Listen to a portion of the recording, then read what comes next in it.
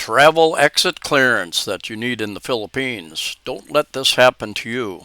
Came across a comment in one of the Facebook groups, and guy was stopped from leaving the Philippines because of a situation with the with his apparently he was on had not canceled one visa and was operating on another visa. So anyway, let's get into that discussion. So I came across this post on Facebook, Cebu Foreigners Club, anonymous member. It's more fun in the Philippines. Anyway, he went to immigration to get an exit clearance and was told out of the blue that I have to cancel first my expired 13A. That's the spousal or marriage visa. So just get to the chase. Yeah, you can't have two different visas at the same time. Makes sense, right? So he was apparently married.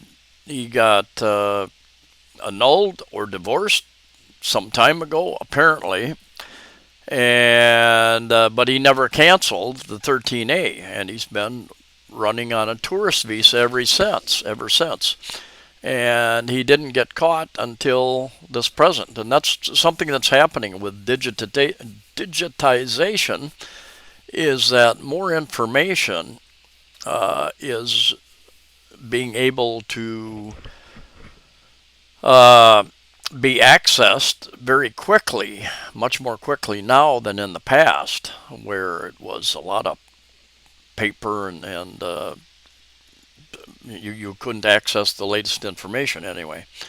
And same thing's happening between countries. That's why you're seeing more and more foreigners deported from the Philippines, for instance, and other countries, because communication between countries is improving between law enforcement agencies in different countries and their state departments, whatever they call them.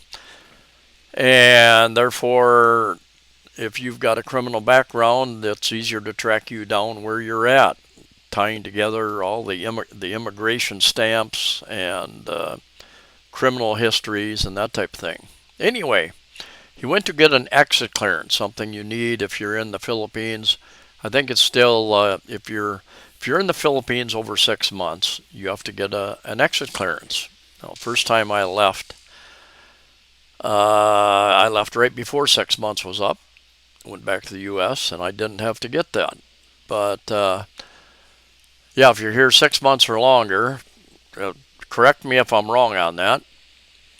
You go to immigration office and you can get an exit clearance. Now, you can some if you're not here. I think I have read, but I personally would want to take a chance that if you're here less than a year, you can do that at the airport.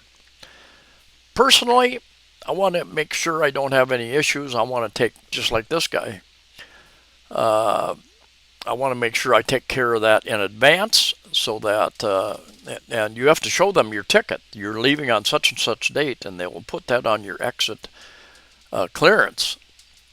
They're checking your background to make sure you don't have any criminal charges against you in country and or legal issues,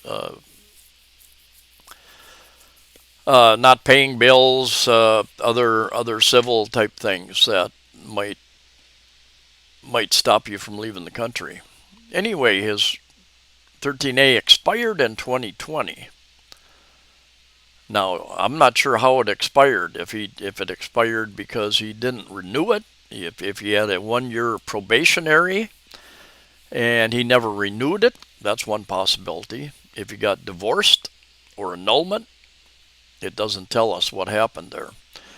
Anyway, I've been traveling in and out as a tourist ever since on a tourist visa. Even got an exit clearance in 2023 without any problem. There again, the system is getting better at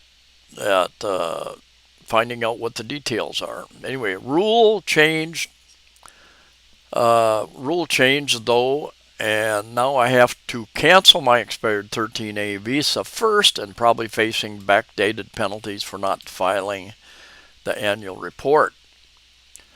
I quickly gave up questioning the logic behind it, as there's no way around it. I can either do it myself in Manila or hire an agency for $15K, and they fix it in 5 to 10 working days, hopefully.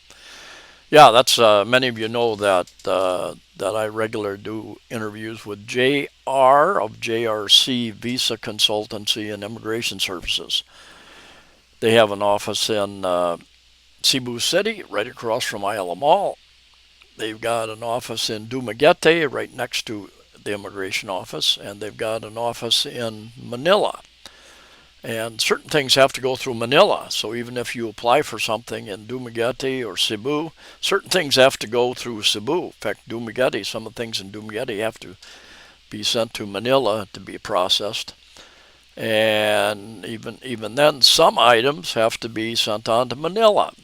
So because they have an office in Manila, they can help expedite that through the Manila office as well. And their contact information is in the description of the video and the first comment of the video. Scroll down through that information. And you can email them and reach them through their website, through Facebook. But yeah, basically you cannot be operating. I think they're probably the same in most countries. You cannot be operating on two different visas. You have to either cancel one. Now, he said it expired. So yeah, that's another issue. If it expired and you never, I can understand if you think it expired, but you never downgraded. You never canceled it, basically, and downgraded to the tourist visa.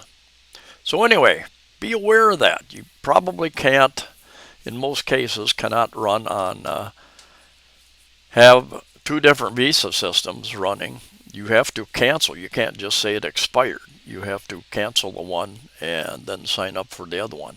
Anyway, looking forward to your comments. Safe travels to you all, and I'll see you in the next video.